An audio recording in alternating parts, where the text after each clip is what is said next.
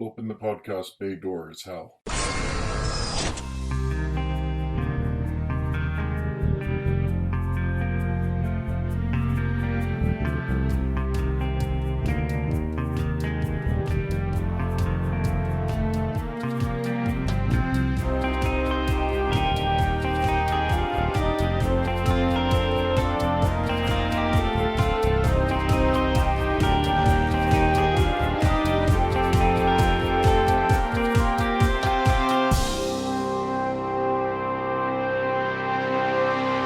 Hello everyone, and welcome to episode 130 of Welcome to Geektown. We'll be doing a quick intro again as we have another long deep dive episode all about episode 4 of She-Hulk. Brooke was unavailable this week, so I reached out to find someone else willing to join in the conversation, and Kristen Scalisi answered the call, which, given how last minute it was, I greatly appreciate. I asked Kristen what brought her to Geektown, and we'll start the show with her response.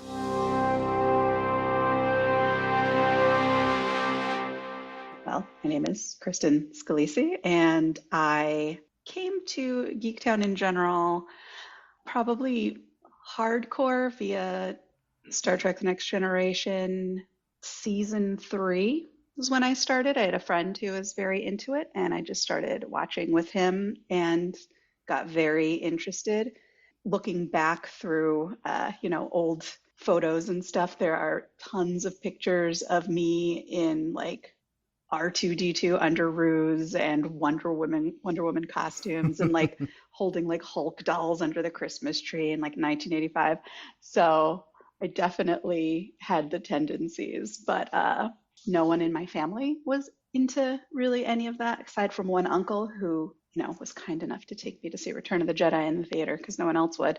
But yeah, it was really Next Gen that I got into around, say, 8th grade. Now I'm aging myself, but there you go. And that then just went on. Yeah, that's right around the same time for me. I think I was in 8th grade when Next Gen started. Oh, okay. So, a couple years older since you got into it at season 3.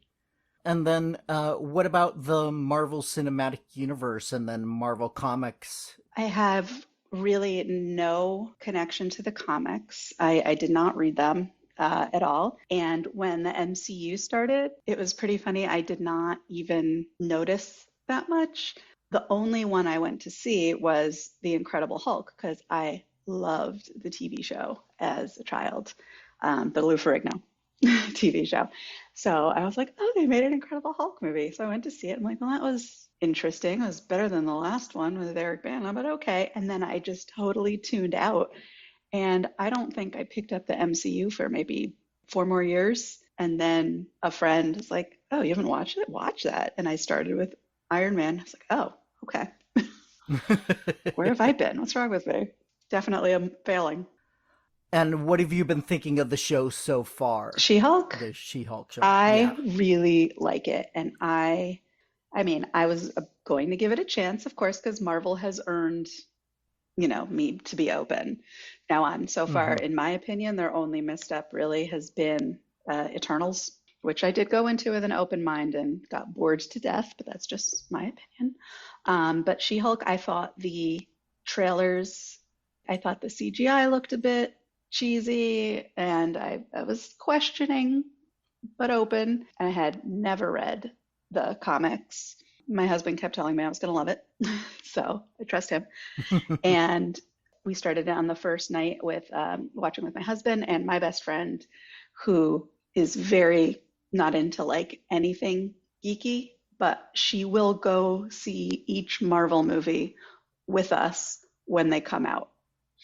So that's her thing. She's seen each Marvel movie once. She enjoys them, but that's it. She has no interest in digging deeper or anything. And we started watching She-Hulk that night, and we loved it. It definitely was incredibly obvious from the beginning that women were running the show. We felt it. Yeah. I immediately recognized that as well from the writing and the performances and all of that. It's great having women behind the scenes as well as in front of the camera. Yes, it makes a huge difference. All right, well, let's get started on this week's episode, which is titled, Is This Not Real Magic? I'm upset that it's not entitled Donnie Blaze. Well, Donnie Blaze is where we open the show, who is performing at the Mystic Castle, which, as someone who grew up in Southern California, I'm very familiar with and got the opportunity to go once to the Magic Castle Oh, cool. in Hollywood. And this is obviously an homage to that, although a little cheesier. And the Magic Castle is so expensive to get into, especially if you're not a member. My best friend's father was a member at the Magic Castle, and so that's how I got to go that one time. But if you're there in the audience, you're wanting to see a magic show. So the audience here being bored and listless just shows you how bad of a performer Donnie has to be.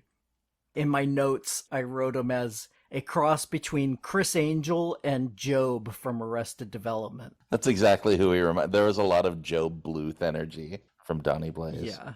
I have not watched Arrested Development. It's on my list. Oh, I'm behind. yeah, definitely move it up higher if you can, because it's a great show. The writing on it is brilliant. And Job is the middle brother in the trio and is this hapless, pathetic stage magician. And so, yeah, I was definitely getting those vibes off of Donnie Blaze. And the fact that his name is Donnie Blaze makes me curious to wonder if he is any relation to Johnny Blaze, which is the ghostwriter. Yeah, I had that thought a little bit too, but was also like, I think it's probably more of a sly wink, especially considering that their ghostwriter is not the Johnny Blaze version from Agents of S.H.I.E.L.D. So. Right. It's interesting. Yeah, except but, yeah. Agents of S.H.I.E.L.D. isn't necessarily in continuity with the Marvel Cinematic Universe, so... There's that gray area, right? Agents of S.H.I.E.L.D. too. That is my only knowledge of Ghost Rider, because again, I did not see the previous. I know there was a movie, right? Like 2 with Nicolas Cage. Yeah, didn't see that. Didn't read the comics, but loved Agents of S.H.I.E.L.D. And Don't. Thank you. Yeah, I mean, Nicolas Cage is caging it up all over the place, so if you enjoy his scenery chewing performances, then you might enjoy it, but if you're wanting a serious supernatural horror with the comic book influence, then probably not the highest recommend for that. But we should get back to, we're still in the opening scene here, where we get our first appearance of Madison. Madison. Who volunteers to be Donnie's assistant momentarily. And again, we see that Donnie's illusions are not impressing the audience at all, and so he has to pull out the sling ring and is able to make a portal behind Madison, which finally gets the audience's attention. Shame on you, Donnie Blaze. You know, in Spider-Man No Way Home, we saw that pretty much an untrained person can use the sling ring. We learn later in the show that Donnie was somebody who practiced the mystic arts, at least briefly. But it's interesting that he's able to open up a portal to a whole different world, whereas all of the sling ring portals we've seen up to this point, except for, I think, Doctor Strange opens up to the mirror dimension once. But other than that, it's just been used for transporting on Earth. There hasn't been much in the way of multi-dimensional portals up until this point, I don't think. Yeah, I don't think so. That's mostly been the Asgardian Rainbow Bridge has been the only thing that's been doing interdimensional stuff. So Yeah, the Bifrost, and then obviously in Multiverse of Madness, we got some multidimensional transporting there, but that was America doing that. Yeah. So, yeah, the Sling Ring didn't seem to be able to do that normally. Although he did take Spider-Man into the mirror dimension in No Way Home. So, I would think that the Sling Ring can do it, but their code of ethics prevents it. Like there's probably a form that you have to fill out in triplicate and get it cleared by the Sorcerer Supreme, justify your need to open up portal to another dimension, and just didn't work with Donnie Blaze because they apparently don't screen people very well before they bring him to Kamar-Taj. And leaving Kamar-Taj, the fact that he got out of there with a Sling Ring. What I don't understand is why they don't just take the Sling Ring. I have that written down. Well, speaking of Wong, we now cut to Wong in Nepal, getting ready to watch Sopranos. Obviously, Wong has been very busy because he is slowly catching up on his premium television. Good for him, though. Yeah. We've all got those old series like, I never watched The Wire.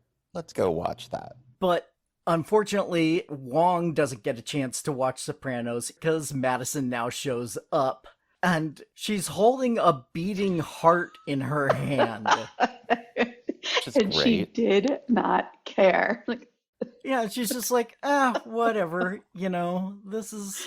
I loved her expression. She's like, the demon asked for 6 drops of my blood, then I browned out for a minute, and now I'm here. Like, wow, you just go through life accepting everything, don't you, Madison? She reminded me of a former roommate of mine. Oh, no. And no, but it's like, heart's in the right place. Not a bad person, just goes through life like, hey. And I'm like, how do you do that? How do you not know what's going on around you? Yeah, you're right. Madison seems like she has her heart in the right place. She doesn't seem like a bad person. She's not evil. She's just so vapid that even though she wasn't actively evil at any point, I was still just like, oh no. Oh, stop. I love Madison. She's great. Like, give Madison a spin-off with Darcy. They're just like hanging out or something. And Nikki, yeah? Yeah, I could definitely see Madison and Nikki hanging out together. I think Darcy would kill Madison. But that would be fun to watch. It's the perfect odd couple, right? Yeah. So. I think Madison and Wong would make a nice couple. Well, he needs that connection. He does need a connection to the mainstream world. Yeah. They'll be good. Hopefully good friends. Don't know if they have enough in common to really sync up as a couple.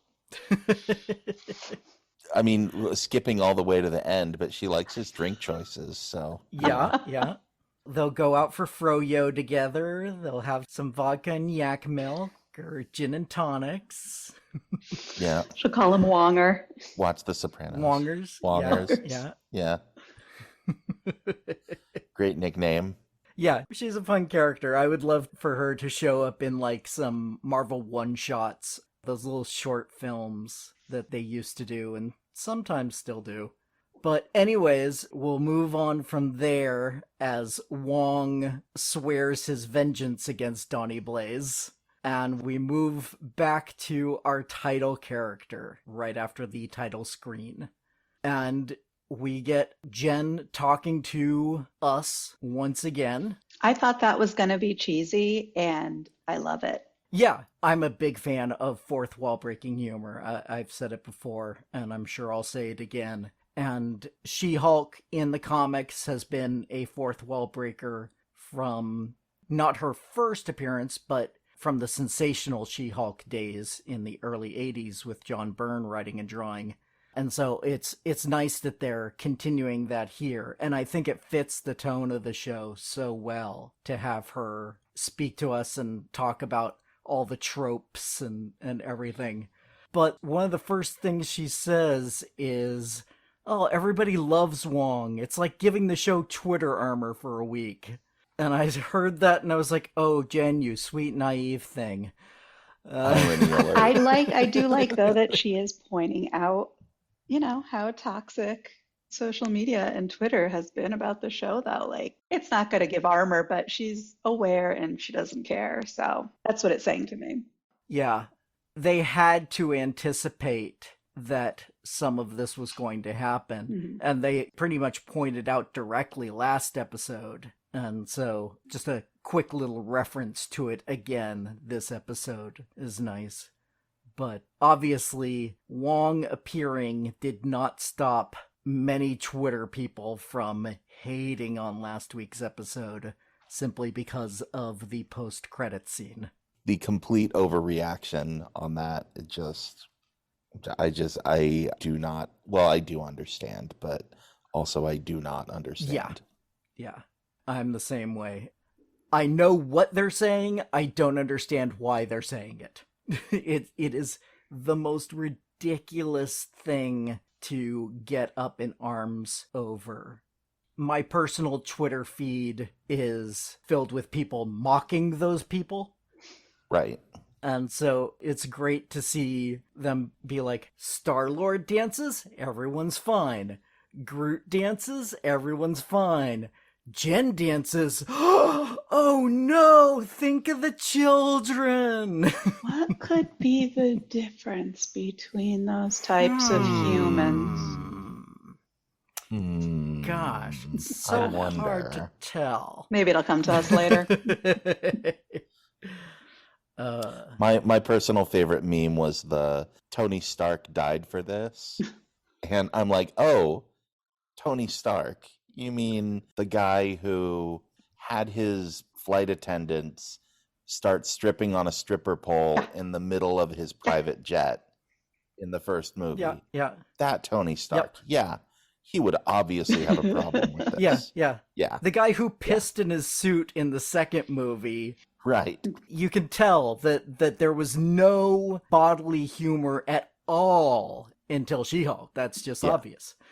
Yeah, it's completely ridiculous. So let's just move on to Jen's dad showing up. Yay. I cannot, it blew my mind. I went through almost the entire first episode before my husband said, is that the guy from Perfect Strangers? And my best friend and I, we had to pause because we were just yelling. We're like, what? Can't believe it. It's Cousin Larry. Yeah. Love it. Yeah, Brooke had the same reaction. And I just love the relationship between Jen and her dad. Again, he just says, this is what's going on. Let me do what I can. I know it's not much, but I'm here for you, and I will do everything in my power to make sure my girl feels safe. It was very dad. Yeah. My dad would totally do that.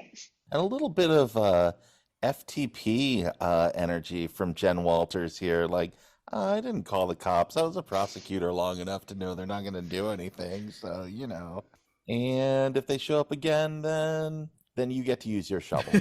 So, hey, good times will be had by all. That was a great little exchange there. Yeah. Some good jokes. Yeah. And, I mean, really, judging from that fight last week, she doesn't have anything to be concerned about. She took them out so easily that if they did show up again, unless they had more backup to help out, I would not see the fight going any other way. Yeah, I like the idea that her skin is impermeable. Yeah. Although there's always the question of how vulnerable is she as Jen? Like in Avengers, Bruce talks about shooting himself. Yeah, but the big guy spit it back out. Spit it back out. So right. Is Jen in that same boat? If she gets hit hard as Jen, will she immediately Hulk out and repair all that, or is she vulnerable? Yeah, she might be vulnerable because she has a control over it that Bruce didn't have at that time. So if she had to wait to actually think oh, I should turn into the Hulk to prevent this from harming me, it might be A little too late. Just the small amount of time that someone needs to like sedate her with a syringe or, I don't know, blow dart from far away. Yeah. I guess we'll find out. Yeah, they're coming back. I'm sure they're coming back, and we still haven't found out who their boss is. But moving on from there, we get to GKLNH, and Jen is doing some computer work, going through her calendar for the day. And I had to hit pause a couple of times here to go through as much of her list as I could. I am glad you did that because I watched it at the last minute and didn't get a chance to do that. So I'm very interested to hear what you saw. So there's like 3 lines of Blonsky related stuff at the beginning. And then the next thing on the list is order highlighters, and she puts in parentheses purple/green, which I enjoyed that, she's sticking with the color coordinating. Scheme. She knows her brand. Then edit to-do list, for which she has set aside 2 hours. And on the to-do list. Yes. Mm-hmm. The 5th item on the to-do list is edit to-do list for 2 hours.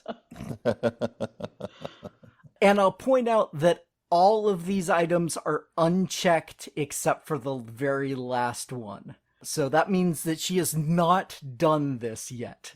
She has meet Nikki in the bathroom at 11:47, down to the minute. Like you do. Then schedule summer associate interviews, sad face emoji. Schedule summer associate outings, happy face emoji.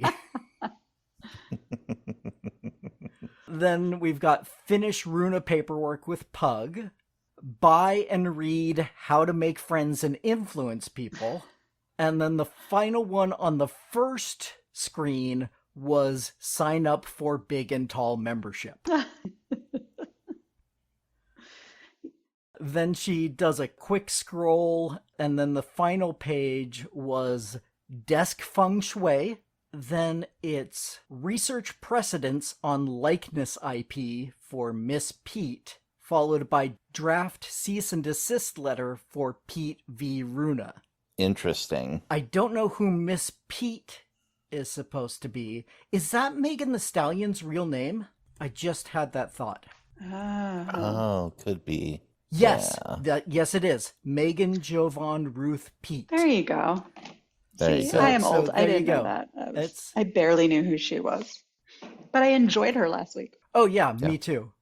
So that is the first case that she's taking for her new client, is suing Runa, or at least doing a cease and desist to prevent Runa from imitating Megan ever again. Good.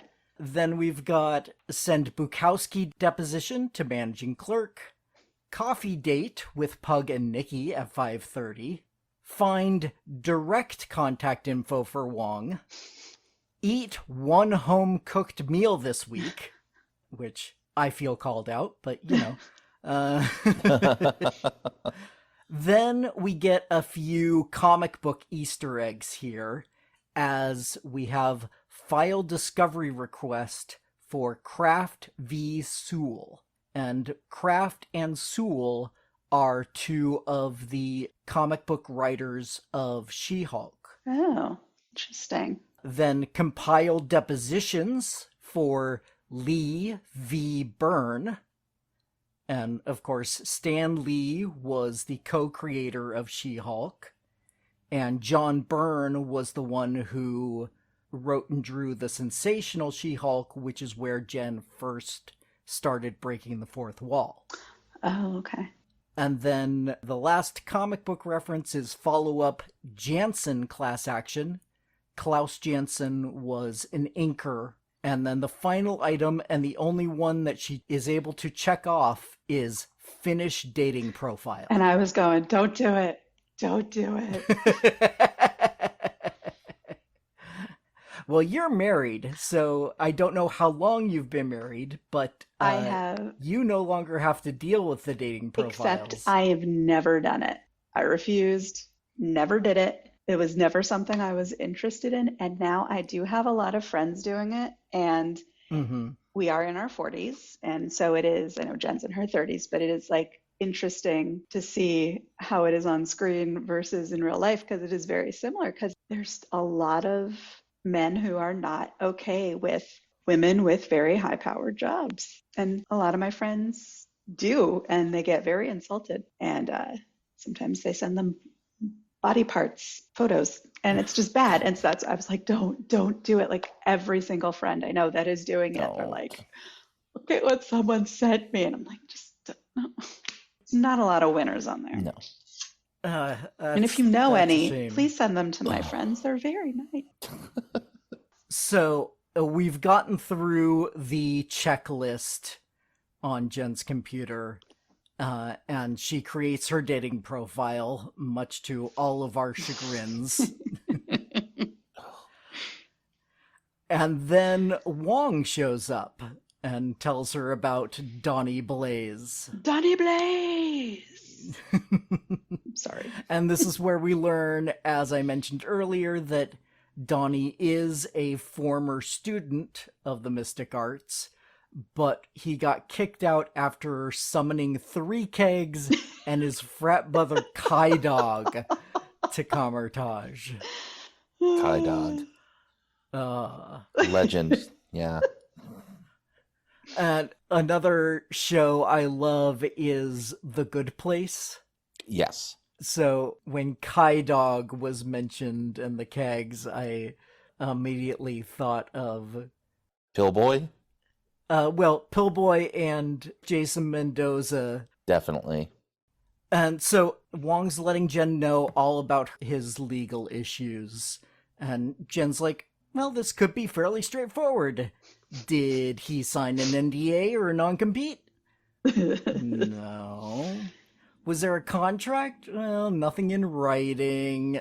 Okay, well, then this is going to take some more work than she had originally hoped. I mean, the Office of the Sorcerer Supreme, or whatever they call themselves, they have a lot of real estate in many different countries. They have to have some sort of legal department or attorney, right? Come on, get with the program. Well, apparently not. You know, considering that it was owned by the Ancient One up until very recently, she probably had just a bunch of property in her name that she had owned since 1,000 years ago and didn't really need to. They own a brownstone in Manhattan. Well, okay. Fair enough. That one she didn't own 1,000 years ago, but, 300 years ago. Maybe she built it. 200 years ago. She easily could have built it.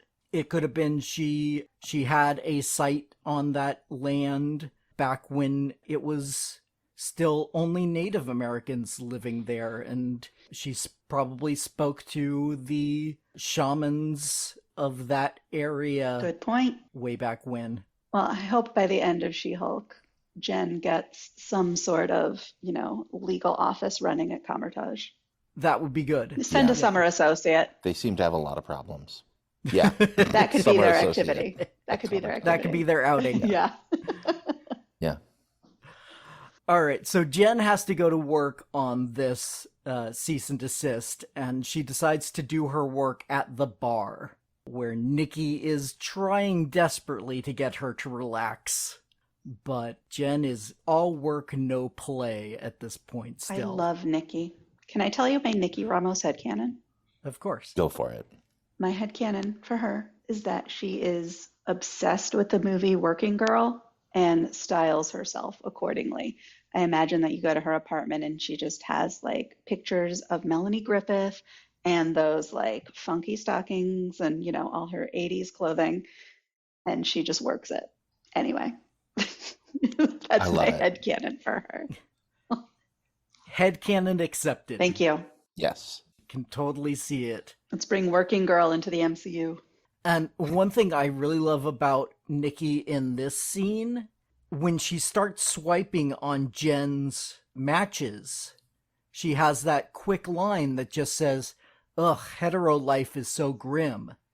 And I thought that was a really nice way to tell us that Nikki is part of the LGBT community without making it like her identity. Mm-hmm. Although I feel like Mhm. I could say that too. We could all say it. It's grim, guys. Well, yes, but the fact that she specifically called out hetero life is grim, to me that implied that she's comparing it to her life, which is not hetero. Yeah, she's too smart to be on there. She's got it made. That's why she's my favorite. She makes good decisions. And she knows how to make a thirst trap for a librarian. And but then we get the guy coming to hit on the two of them. Ugh. Ugh. Yeah. And I love how Nikki tries to blow him off, and, you know, he's like, oh, I hate to see two women all alone. And she's like, well, we're two women, so we're not alone. Now, I'm going to go out on a limb and say that that line was probably written by one of the female writers who directly experienced it herself. Oh, Totally. I don't doubt that for 1 second. Here, fun tip. If you want to approach two women in that situation, be interested in what they're actually doing. Yeah, they're working. Yeah. Ask them about their work. Ask them about their There you career. go. You're welcome. Yeah, Excellent. especially if you're in a bar frequented by Yeah. lawyers. Like, Yeah. I'd be like, oh, these are obviously case files. I'm like, hey, what are you working on? Is anything Yeah. interesting? What branch of law do you practice? Bring a little bit, men. Don't just be like, hey, I'm here. Pay attention to me. Thank you. That's what we need. Yeah. Nice tip. Yeah, and- for all the fellow single men out there. But after that guy leaves, and back to the swiping, Nikki suggests that Jen make a She-Hulk profile instead. Or at least in addition to. Which I think Nikki is continuing her providing of good advice. I don't know that it's good advice. I think it's just going to be another one with problems, but Well, different yeah, problems, but- but at least it's a different approach, and I appreciated that. Different perspective All right. from her. Fair enough. Yeah. And I think it again reveals sort of the ultimate conundrum of this series is how can she be Jen Walters and She-Hulk at the same Mhm. time? I'm trying to learn to balance that identity. And I, on the one hand, feel bad that she gets more attention as She-Hulk than Mhm. Jen Walters because Jen Walters is an amazing human being. Yes. Yep. And I'm just like, With fantastic hair. you know, yes. Absolutely. I prefer Jen's hair to She-Hulk's hair. I will, Yeah. too, I will but say I'm that straight biased. out. I love curls. Yeah, they're fun. And, you know, She-Hulk has always had the big hair. Yeah, but it's going like all the she way gets back to her A blowout first- as part of her transformation, which totally confuses me.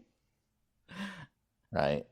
Yeah, the fact that she goes from curly, kind of shortish hair to long, flowing, straight locks is a little confusing, but, you know, gamma rays are stuff. They're very mysterious. Sure. Yes. Gamma rays.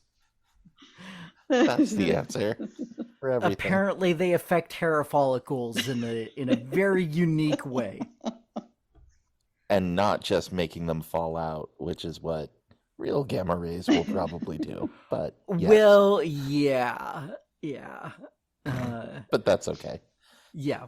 It's We'll all- ignore that because it's a superhero universe and It's more by the premise, by Yeah. the bit. Yeah, we're good. Yeah. Here, I'll be realistic and say it's probably really hard to CGI curls. There we go. Probably. well, I've seen Brave. They can do it. Well, yeah, I think they have a bigger budget. A little bit. Yeah. Yeah. And She-Hulk's look is so iconic from the comics that if they had done She-Hulk with short curly hair like that, comic book fans would have been like, not my She-Hulk.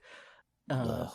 You know, whether that's right or wrong, I completely understand the thought of we want to make her look like she does in the comics. Mhm. So, Right. and part of that is the big hair. So, I can Yeah. accept it. And it's I think it's fun that they don't comment on it at all. Mhm. You know, no one has so far has said like, why does your hair how does that happen? What happens when you change back? Does it shrink in? Does it fall out? What happens there? It's just, yeah, that's part of being She-Hulk. Those are second and third date questions. That's very So, true. nobody's made it that far No, yet. not yet. So And in fact, before we get to Jen's first date, we have a scene in the office of Cornelius P. Willows, the owner and curiosity curator of the Mystic Castle. So is he from the comics at all, or any comics? Not that I'm aware of. 'Cause he did seem like an interesting character, so I thought that maybe he'd have some history, but I found it interesting that turns out he's the owner of the Mystic Castle. In that first scene, he didn't feel like he was in charge. And even in this scene that we're at now, in the later scenes, he doesn't feel like he's the owner necessarily. He felt like, as Jen points out, a hype man. You know, yeah, he's the hype man. When that first scene came on, the first time I was watching it, I assumed he was like the magician's equivalent of a roadie. yeah, well, you start a small business and you have to wear all the hats. Yeah, I guess so. Obviously, the Mystic Castle is not as successful as the Magic Castle. So he is not a comic book character. He is completely original from everything I can see. Cool. I like him. He's fun. Yeah. He is a fun character. Good hype man. I enjoy him a lot as a hype man, as, you know, whatever he does for Donnie Blaze. He's a fun character to have around. He gets some of my favorite lines in here and moments, you know, when he falls asleep in the trial when Wong's giving his speech, and also in the trial when Madison mentioned Jake. He's like, "Oh yeah, I know Jake." So Cornelius obviously, I think from the little bit of evidence we get here, I think that Cornelius also has some experience with the true mystic arts. Like official sorcery. Yeah. Yes. Would be interesting if he himself were from another dimension. If he knows Jake, he obviously, you know, if Donnie Blaze is opening portals to other dimensions, maybe this is something he opened his mind to or something. Yeah. And, you know, he's the one who encourages Donnie to do it in that first scene. So he could be some sort of mystical trickster, chaos type person who wants more magic loose in the world. Yeah.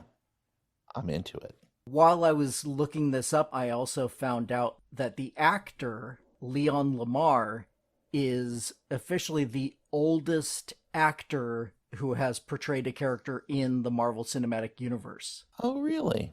How old is he? He was born in 1919, so that puts him at 104. No. My grandmother was born in 1919. She is no longer with us, and she does not star in Marvel movies. Wow.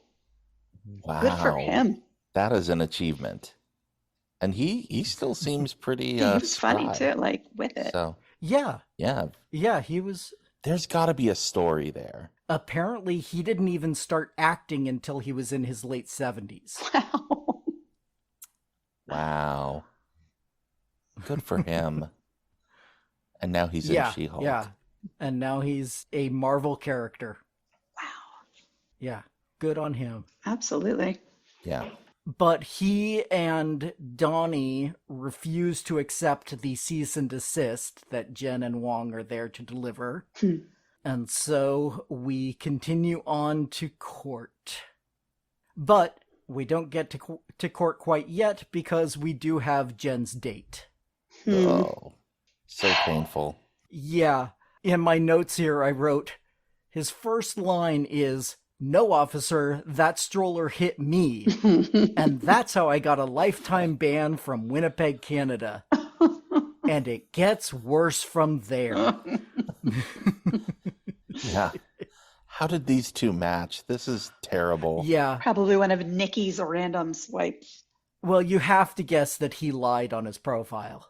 I have to assume that. For Jen to think yes to him, Right. I would assume that he did not mention that he was an entrepreneur in TBD. Or involved in stroller violence. Right.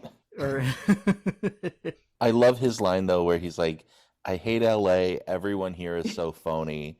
That's why I'm a New York person." And he's like, "Oh, he's like, "Oh yeah, I lived in New York for 14 months." It's like, you are yourself a phony, sir. yeah. You are not a New Yorker. The worst no. kind of person, But like that's- 5 different cliches all rolled into one guy. Yeah. And I really enjoyed the playing chicken with the tab. Oh, jeez. Yeah, I thought that moment was really well filmed. The slow-mo of each of them kind of going for their purse/satchel, and it's like, who's gonna, maybe? No, oh no, he's getting his keys and he's leaving. He's getting his keys because he's a Ugh, total total douche. douche. What a And then the worst part is when he's on the phone leaving and you can hear him say, "Oh, she was a 6, maybe." That just, Ugh. first off, obviously objectifying women. Horrible. Yeah. But to do it basically still in front of her Yeah. is just about as rude as you can get. Yeah. Well, and really tells where he was thinking. That you would think Jen Walters is a 6 too. Right? What a Well, yeah. what a terrible 6 plus person. 4. Well, I can do math. especially since he wasn't even listening to her as she told him all the great things about her. Well, she Right. already knew where he Like- was. She clocked him as he was, Oh yeah, wandering yeah, eye, but, watching you the know, young women. oh fly yeah, by. yeah. When he did that, I was just like, She already didn't care. Oh man, this guy is the worst. Ugh. Well, and if you look at it too, she ends up picking up the tab and she's like astounded by how expensive it is. Mhm. She has one glass of wine in front of her. He's had like 3 Ooh, I beers. didn't see that. Okay. He totally got stiffed there too. Well, and So, I mean, you The knew mooch it on top of everything. with him being, as we mentioned, an entrepreneur, but not having anything specific to TBD. be an entrepreneur of. Obviously, he's not going to pick up the tab. The fact that he could afford an Uber or a gas fare or what to get to the bar itself is surprising. Now, the tab dance is always a no-win situation for women anyway, because if, you expect a guy to pay because they asked or something, then, oh, you're just using me for my money. But then if you offer to pay, oh, you're emasculating me. And, oh, well, let's It's split it. Oh, yeah. ridiculous. This is based on real life experiences in the past. Oh, I'm sure, hoping you things know, have I- gotten better, but Yeah. ugh, it's just like I can't win. You can't win. She knows. She's probably just happy to pay and mean that he's out of her life forever. Well, yeah, exactly. Yeah, indeed. I mean, at that point, Yeah. I would feel the same way. That is obviously someone you don't want to spend any more time with than you have to. So Jen's date obviously strikes out, and Jen's not doing so well in the courtroom either. As we get there, and the judge pushes back on her gross negligence claim. And obviously, this is what they have to do for the story and that sort of thing. But even doing stage magic, people have died. You can be completely negligent in doing an illusion. Hmm. And so Yeah, good point. that seems like it would not take a huge leap of imagination to see where portals to another dimension could be grossly negligent. What I would like to know in like all of these, Marvel shows and films post Snap Hmm. and post, The blip. yeah, like what is the general public's awareness of stuff like this? Because if I knew what Wong had been involved in, and if he showed up saying something was dangerous, I'd be like, well, we should probably listen to this man. He helped save the world or Right. the Yeah. universe. Well, my feeling is, from watching everything that I've watched, is that the general public knows the Avengers.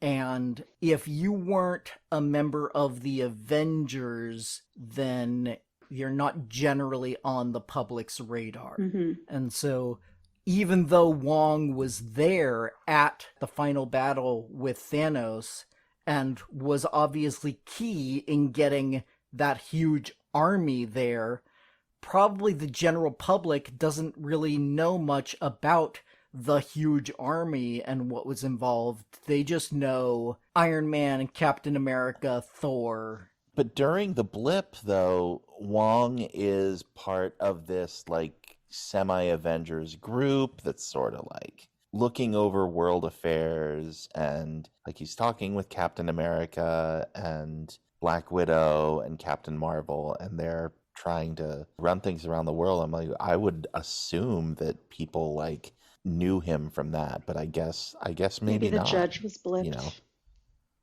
Yeah. maybe. But, as Yeah. a judge, you should really catch up on your world events. But I think as long as Wong hasn't been a guest on Ant-Man's podcast yet, that the general public probably doesn't know who he is. Probably. Maybe not. I mean, if he has a LinkedIn profile that, says he's a librarian at Kamartosh, then Well, I Yeah, mean, it maybe. also says he's Sorcerer Supreme, but really, you can put anything on your LinkedIn profile. reminder, make self Sorcerer Supreme on LinkedIn and dating profile. But we're still in the courtroom here, and at She-Hulk's behest, Wong teleports in Madison. And as I've mentioned before, I watched the show at least 3 times before we do this recording. And all 3 times, the moment in here that I laughed at every single time was Madison does her, there's a Y, but not where you think. And then she spells her name out right after that. And Donnie Blaze's lawyer crosses her name off and rewrites it. He's like, oh, no, that's not where I thought it was. Yep. Yeah, turns out she's right. It's not where you think. She's great. And she's like, you can finish that drink. I'm not sick. Yeah. So funny. So nice. She is so much fun. If we got much more of her, I would probably find her annoying, but I think they found just the right amount of Madison Perfect. to put in the show. Yeah, she is great Hmm. for an after credits scene. Right. Yeah, so she explains that she escaped with the help from the demon, but the fact that she describes it as being like fun, then scary, then fun again, then spooky in a fun kind of way, she's not really helping the case here. Yeah. She also had my favorite line where she was saying that she talked about the pact she made with the demon as potentially reaping her soul and the soul of all those she loved, which is so dramatic. And Hate I drama. hate I drama. hate drama. Us And- too, Madison. Us too. Yeah, well, normally I think of people who say, I hate drama as being people who really secretly love drama and cause drama. Oh yeah. But Madison doesn't really seem to do that. Again, she does seem like a good person overall. So she doesn't seem like the kind that really causes a lot of drama. I mean, maybe unintentionally with her giving out spoilers when people don't want them, but other than that, she seemed fine. So that was the one line that kind of bumped me a little bit, because that sounds like something that comes out of the mouth of one of the Real Housewives. Right. Well, they did seem to be her lifestyle icons, Fair enough.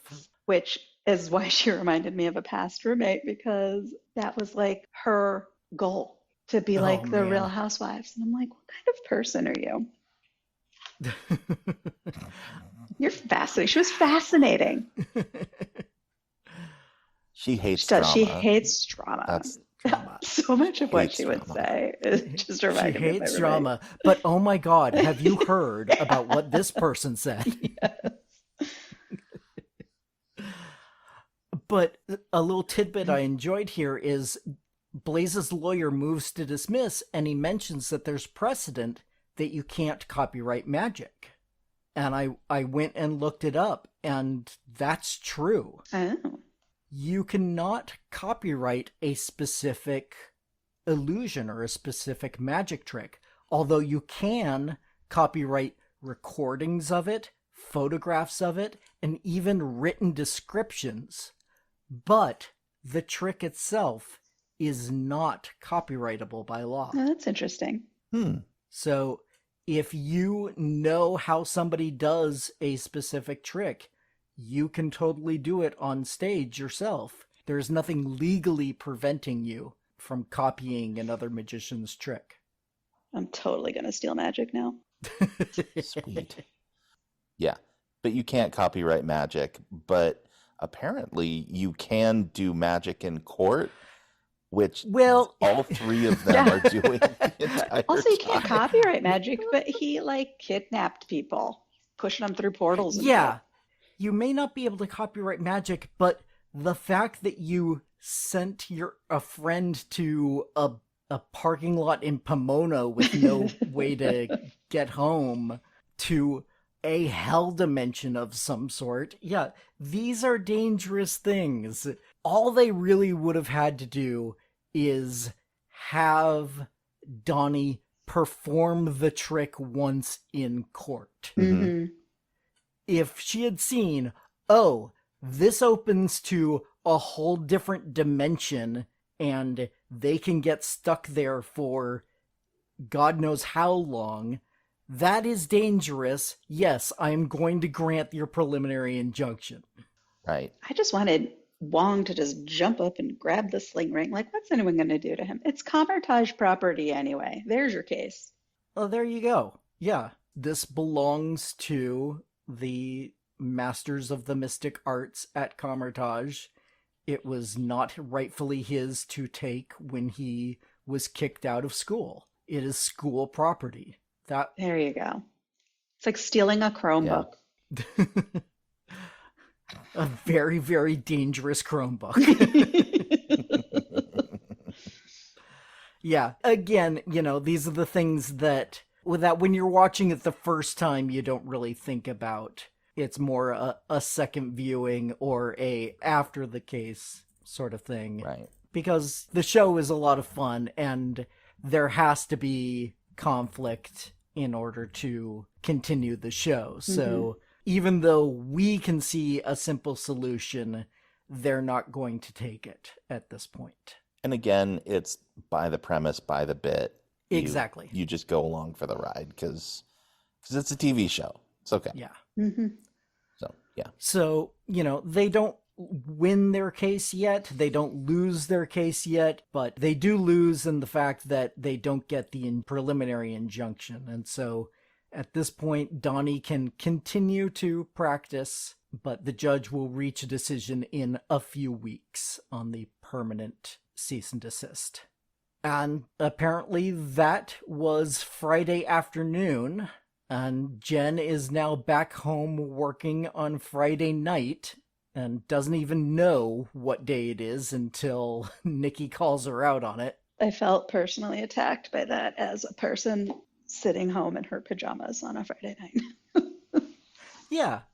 Absolutely nothing wrong with that No. if that's what you enjoy doing. I have been single for the great majority of the past 11 years, and I'm perfectly happy spending a Friday night home. I wouldn't be working, except working on the podcast like I'm doing right now, on this Friday night. But I'd be perfectly happy just hanging out by myself, watching a movie, binging a show, eating some pizza. It's just, that's the life. You're describing the perfect life. Sure. Yeah. If that's what makes you happy, then there is absolutely nothing wrong with that. Yeah, Madison's life would exhaust me. Oh, absolutely. Like makeup and True. heels and dancing and ugh. And probably Nikki's life would exhaust me as well. Yeah. I mean, you could hear in the background wherever she was when Jen and her were talking, she was probably at a bar or a club or something like that, because there was a lot of noise in the background there. So, yeah, I'm sure that kind of life would exhaust me as well. But obviously, Jen does feel like there is still something missing, because she does actively seek out that connection. Yes.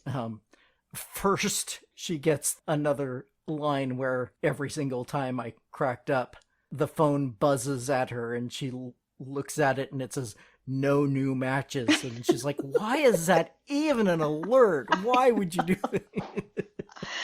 that? So aggressive. Yeah, that is the app saying, no, you don't get to have anyone. No, you're going to be alone forever. I was like, that's not nice. Why? Why do you do this?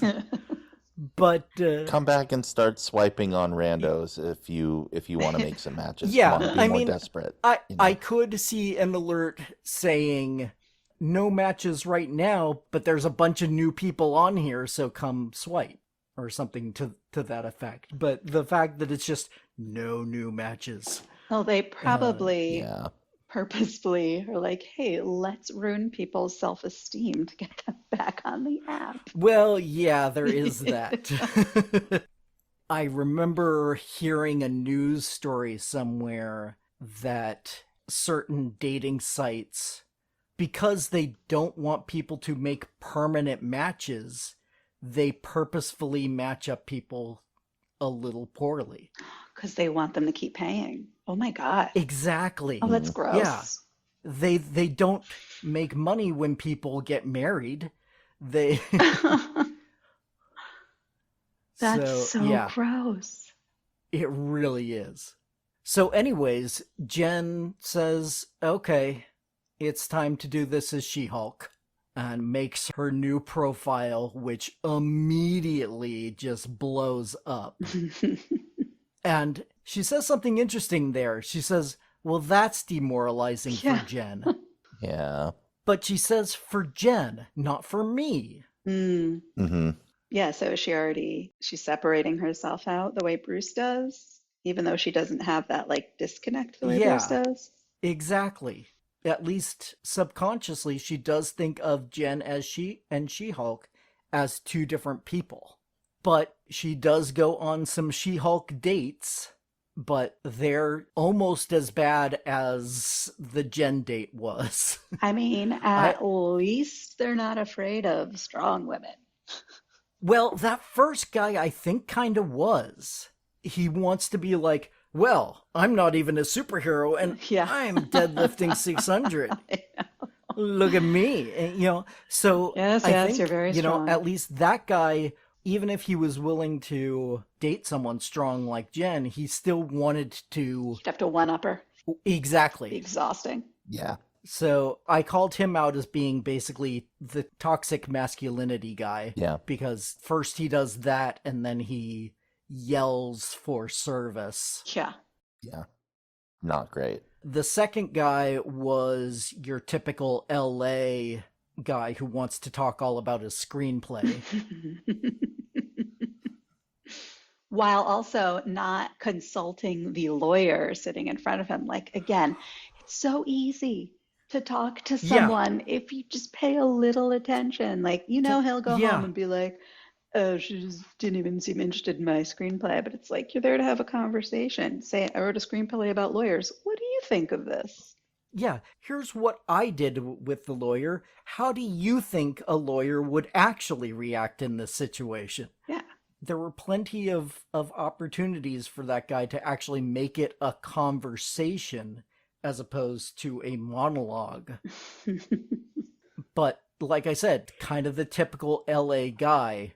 I know way too many people who, if you ask them anything, they will turn it around to their screenplay or their latest audition or, whatever.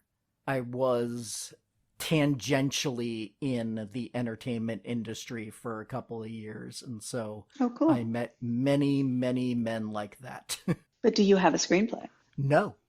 Better get on Because it. I mean, get started. Come on. it's one of the reasons I moved away from LA. I'm not that guy. And then the third guy was actually an actor I recognized, John Bass. If you watched the show Miracle Workers, starring Daniel Radcliffe, Oh, no, I haven't seen that. he is a regular on that show as well. And he always plays someone who's just a little pathetic.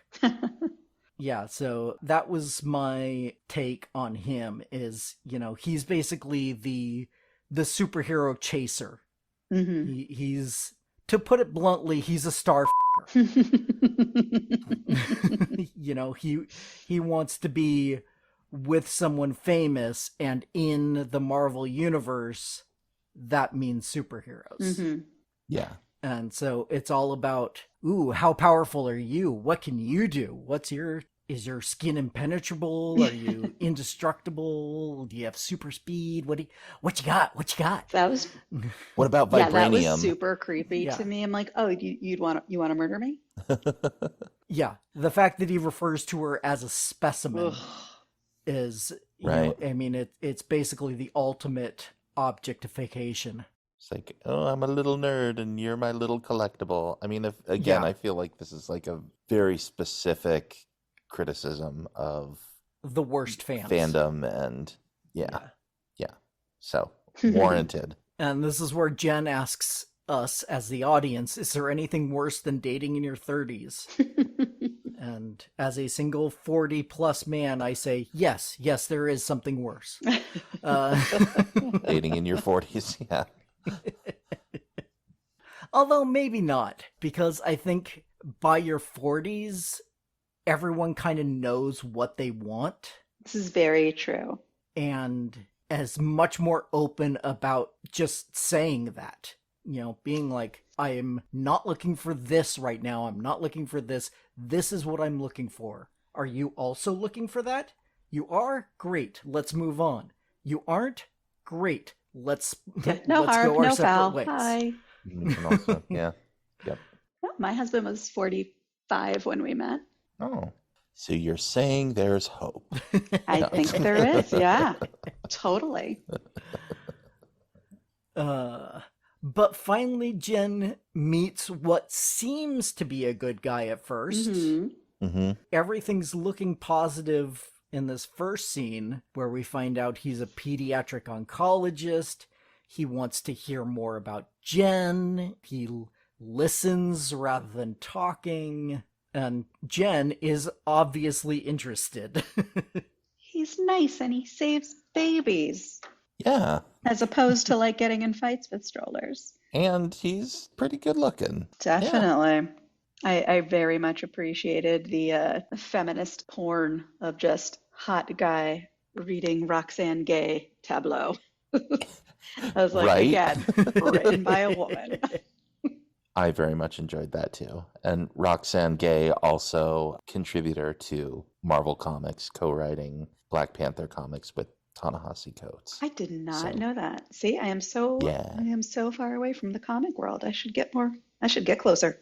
Yeah, there's some good stuff out there. But yeah, seemed like a good guy. Yeah, I mean, obviously we'll learn later he's not as good as we thought, but there is hope at this point. She got one step further. Yeah. Yes, most definitely. But before we get much further, we cut to Donnie's show, Oh, Johnny. where the audience member is like, I'm aware of what this trick is. You did it to my friend and they got stuck. Don't look at me. I'm not going in that portal. Yeah. And so Donnie has to step it up a notch and try something new.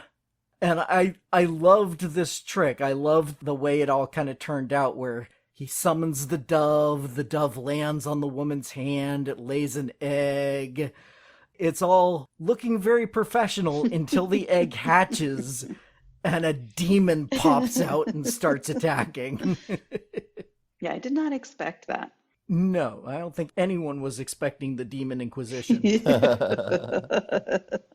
And then like, oh, I'll try and kick it into a portal and, problem solved. But nope, now there's hundreds of them coming out. So, uh-oh. Yeah. Donnie goes for help to Wong, who is currently continuing his premium television binge, but this time he's watching This Is Us. Also haven't seen it. Surprise, surprise.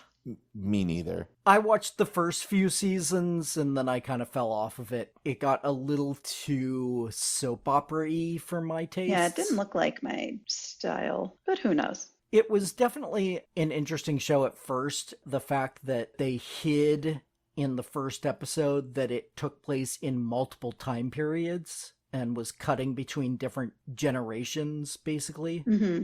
It was an interesting premise, and it's a well-done show, but like I said, just a little too over-the-top drama for me. Be more on board if it was time travel. Yes. Let's make it better. So Wong's watching This Is Us, and Donnie shows up and's like, I need help. And Wong immediately recruits Jen to assist him. Poor Wong. Can't the man just watch some TV? Apparently not. I mean, when you're the Sorcerer Supreme, you got certain responsibilities. You're basically always on call.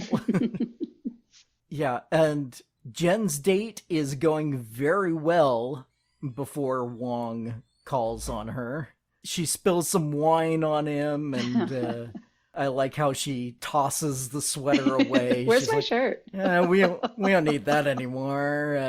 Let's just enjoy the view and lean in for the kiss. And Wong shows up. Yeah. Yeah. A good move there. Remember that for the future. Oops, I accidentally spilled my wine on you. As long as things are going well. Yes. Yeah, Yeah. don't abuse that, obviously. And so, as I've mentioned before, this is a superhero show, so we've got to get a fight in here somewhere. And so, Wong and She-Hulk taking on the multiple demons. That fly and grow and ooze. Blech. Yeah, I thought it was interesting because, she has not tested out the powers a lot. So it's like, all right, start in a partner fight. You're partnered with Wong. He's experienced. Yeah. You got these weird demons, but, you're stronger than them. So, she's got to level up. yeah. Yeah. You don't start her with Thanos. No, definitely not. Well, I mean, you start her with Titania. Yeah. That was a one-punch fight, basically. And yeah, now she's moved up to a mob. Yeah, she and Wong take him out pretty easily. Although, if Wong hadn't sucked a bunch of them away at the end there, it probably would have been a tiring fight to take them all out one at a time. Right. And I like how She-Hulk hangs on to one and Yeah. is like, all right, before I let this guy go, Threatens him with it. probably not the best legal strategy, since any agreement made under coercion is not Mhm. legally binding. Also, I was still yelling, just take the sling ring. Not wrong. You're Yeah. definitely not wrong. But they do agree to the cease and desist at this point. I think even if She-Hulk hadn't threatened them, at this point, Donnie would have learned his lesson and said, this is something I should not be playing with. Yeah, maybe I don't know what I'm doing. For some people, it takes a lot to hammer through their skulls. This is true. Or a You goopy know, demon to but- hammer through their skulls. But I think this was Donnie's rock bottom, and that he did put it together and say, all right, we're done. Yeah.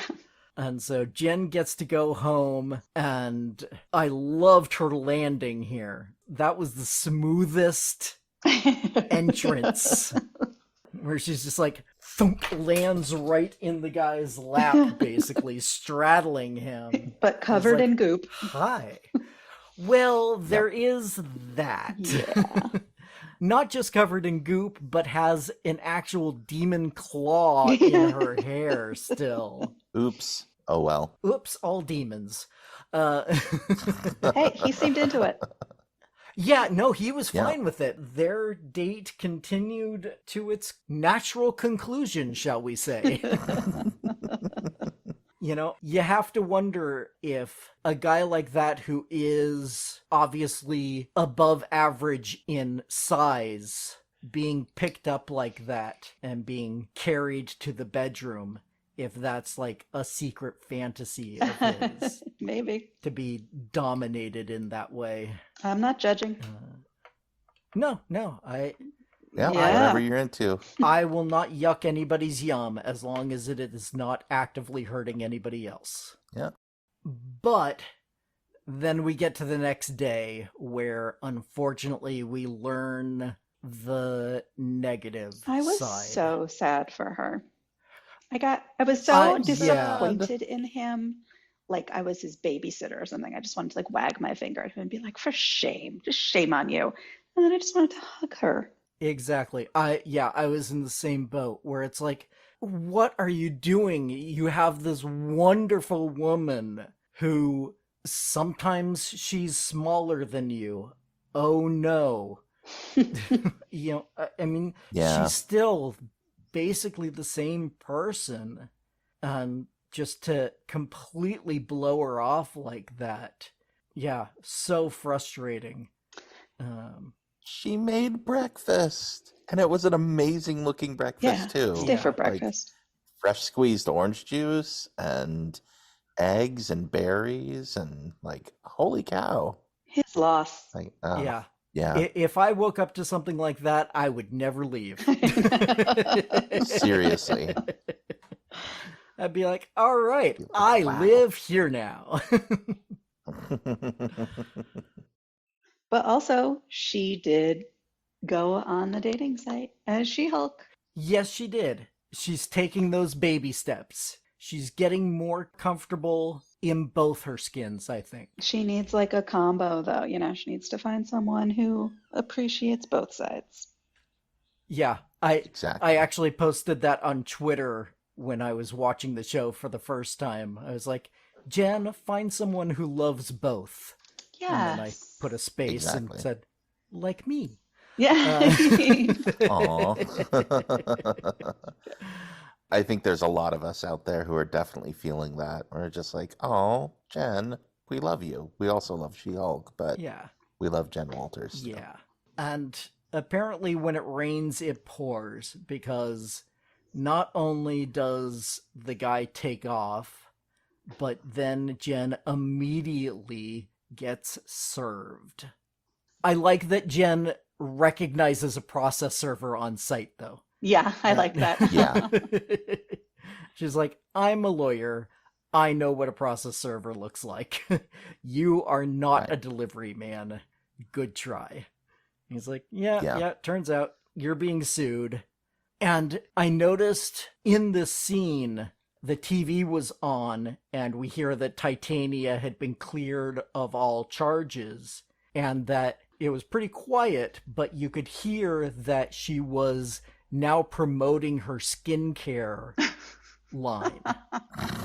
Right. And so I'm thinking that that's what She-Hulk is that She-Hulk is going to be some sort of lotion or bath bomb or, something like that. That's what's trademarked. Because obviously Titania isn't going by She-Hulk. So for her to have trademarked the She-Hulk name, I think that's like her line of cosmetic, skincare, or whatever it is, or a specific product in that line. So that's my thoughts on what this lawsuit is about exactly. Makes sense. I really like how Jen Walters really went after the process server too, who was like, oh, not if she trademarked it first. And he's like, is that how it works, Your Honor? Like, he's just like, which one of us here is the lawyer and which one of us is here as the process server? Although, as I understand it, process servers often are studying law. Oh, I didn't know that. Yeah. Basically paralegals or working their way up.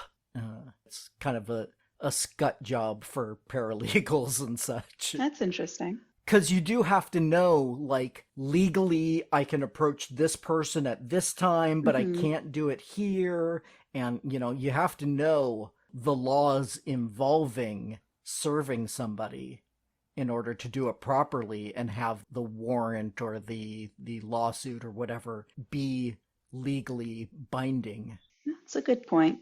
Right. And so, as Jen herself says, kind of a bummer way to end the episode. This show is much more episodic than most of the other Disney Plus Marvel shows have been so far. But still, if you think of this 9 episodes as one long story, then we're basically at the beginning of Act 2 where the real conflict starts to occur. Yeah, like I want to know who is behind, the attack on her, what's going on with that, I forget her name, tiger lady. What was her name? Titania. I did not like her. I'm sure she is a wonderful villain. Is she in the comics?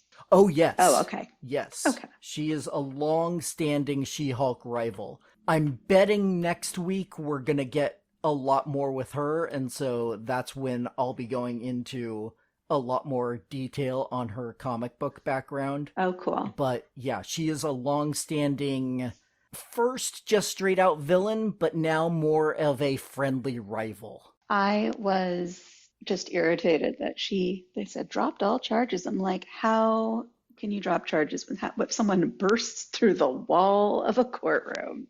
What's going on with this legal system in this universe? Kind of sounds like the legal system we have in our universe, where if you're rich enough and famous enough, you can kind of get away with a lot of crap. That's true. I stand corrected. Yeah. Which is sad, but true. Really unfortunate. Yeah. Anyways, let's get to the fun tag. Return of Madison. Yeah, we get one last scene with Madison I was here. very happy about that. Again, they're watching This Is Us. I guess that show is safe for Madison to watch with Wong. She's not going to spoil it for him. Wong is more worldly than he sometimes appears to be, because she asks him what has he had to drink, and, the only one that he really didn't recognize was Blue Curacao. Everything else, he was like, yep, yeah, drink that, yeah, had that. Yep. But it said that they had vodka and yak milk. Yes. That sounds terrible. I don't know. Like, what is that? That's not a white Russian. It's a white Tibetan. Well, there you go. I mean, I have not had yak milk. I've had oat milk. I've had goat milk. I've had various types of milk. I hear that yak milk is a little sour, so I don't know how that would react with vodka, but again, I'm not going to judge until I've had it myself. But the thing that I found interesting was that he mentioned it as being left over from the wedding. Yes. Whose wedding?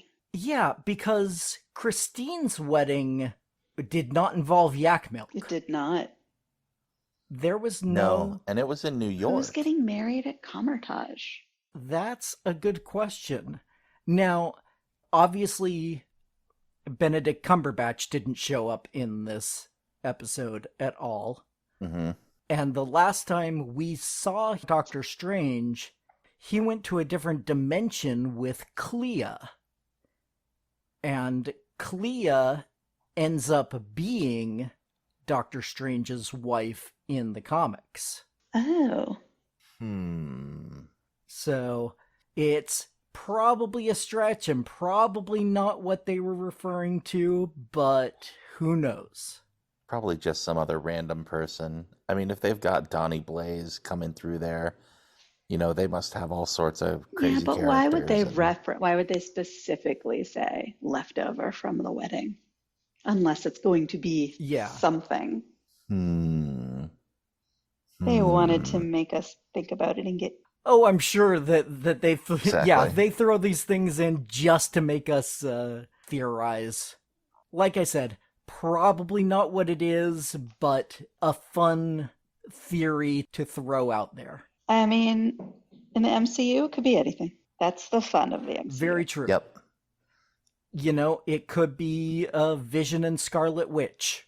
Oh. You know, Scarlet Witch could have come back, and White Vision could have shown up, and they could have gotten married. Who knows? There are many couples available in the Marvel Universe that could be getting married, but it's probably just two random mystical arts people, or somebody just said, hey, wasn't there a wedding in the last Doctor Strange movie? And the other person said, yeah, that happened. And so they mentioned the wedding, even though it makes no sense for Wong to have leftover yak milk from it. Right. How long does that last? As long as other milk does. I mean, it's basically the same kind of stuff. So I mean, if you pasteurize it and homogenize Well, the fattier it, something is, the longer it lasts, right? Yeah, I don't know how fatty yak milk is. Maybe there's a food scientist out there with a Marvel podcast who is currently doing the math on this. That is a very specific podcast. Hey, what and if are you podcasts find it, for? please tell me about it. Literally what podcasts are for. I'd be into it. Yeah. I would totally listen to that podcast. Oh, yeah. Yeah. No, I would love to hear about the foods of the Marvel Universe. Like, I'm sure they could have a whole cooked episode that. about pizza balls. And... They could have cooked that heart that Madison, 2 N's and a Y, but not where you think, brought back from the diff dimension. But do you want to? I feel like Thor could feed it to his goats. Would it still be beating after they cooked it? That's the best way to eat. It's fresh. Fresh and cooked at the same time. That's impressive. Warning, not a vegan-friendly podcast. I don't know if you put that at the front. Oh, yeah. No. Weird woman discussing eating beating hearts. Trigger warning. And yak milk. But which one is worse? I mean, the heart would have more protein. Definitely. So that pretty much wraps up the episode. There is one thing I missed mentioning when it came up, which is this week's QR code. I totally missed it. I looked for it all 3 times and I never saw it. I didn't see one. Are you aware of them? No. Okay, so I've mentioned them in all the last episodes, all the previous episodes, but in every episode so far, there has been a QR code at one point in the show.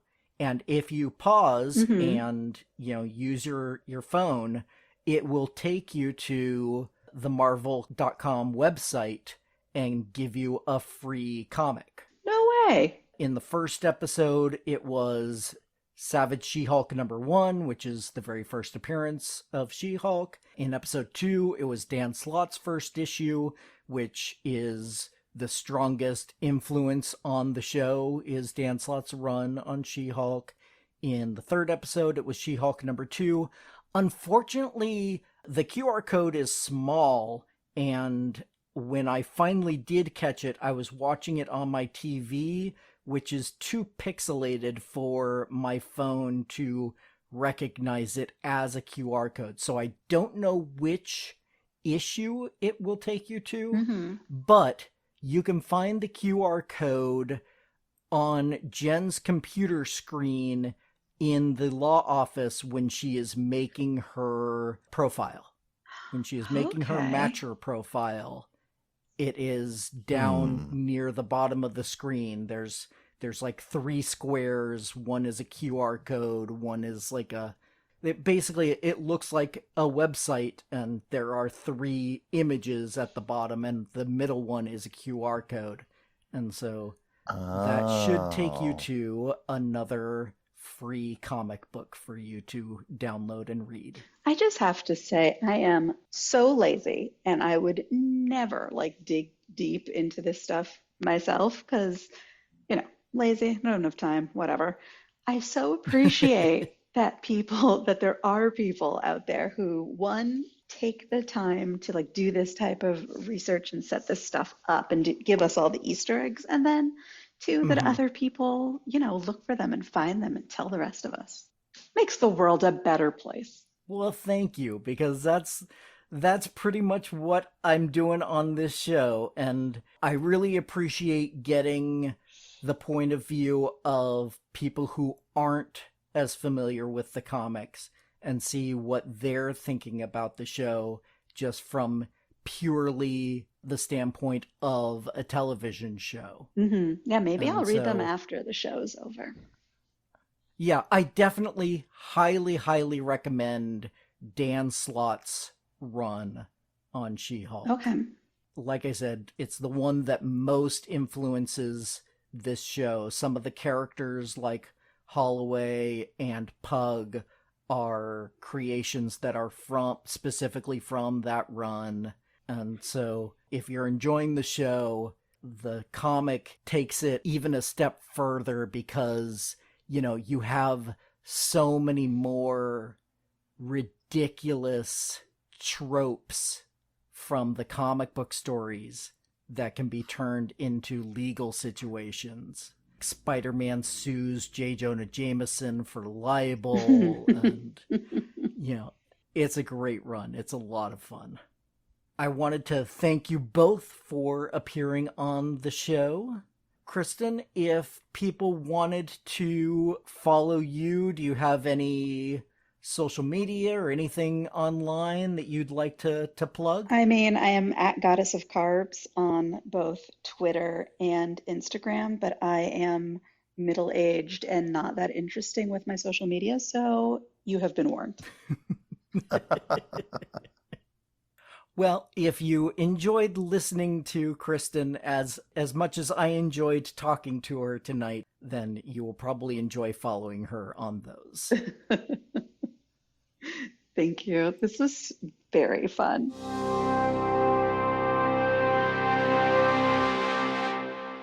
One quick additional note.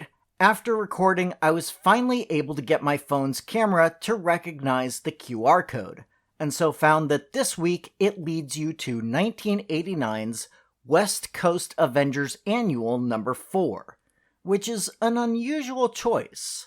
While it's a fairly She-Hulk-centric issue, as she fights a massive creature from the ocean depths for much of it, it's part 12 of 17, as the Atlantis Attacks story crossed over into all of the annuals that year, so it may be difficult to follow the rest of the plot. But every comic is someone's first, so go ahead and give it a read if you'd like. Once again, I'd like to thank my guests, Kristen Scalisi and Andy Wilson. While Kristen doesn't have her own podcast, you can hear Andy on Kiss Your Franchise Goodbye, where they go over their thoughts on various long-standing film franchises, especially how they influence and are influenced by the point in history they were made and released. And as always, don't forget that I'd love to be able to hear from listeners on what they think about each episode. So please join in the conversation by emailing me at welcometogeektown, all spelled out, @gmail.com. or you can go to the website, welcome to, the number 2 in this case, geektown.com, and click the Submit a Question link if you'd prefer to send in your comments anonymously. Other contact options include facebook.com/welcome to Geektown or Twitter @GeektownPodcast. Also, if you'd like to support the show directly, come join the Patreon at patreon.com/welcome to Geektown for just $1 per month to get access to full scripts of the shows, audio outtakes, and a monthly shoutout. You can also help the show grow by subscribing and giving a 5-star review over on Apple Podcasts to join the Geektown City Council, which helps other people find the show so we can all tell them, Welcome to Geektown. Population, us. Welcome to Geektown is written, narrated, edited, and produced by me, Kurt Onstad. Theme music is by Aaron Levitz, logo art by Archie Santana. All of their sound clips are the copyrighted material of their respective owners, and no infringement is intended, falling under fair use.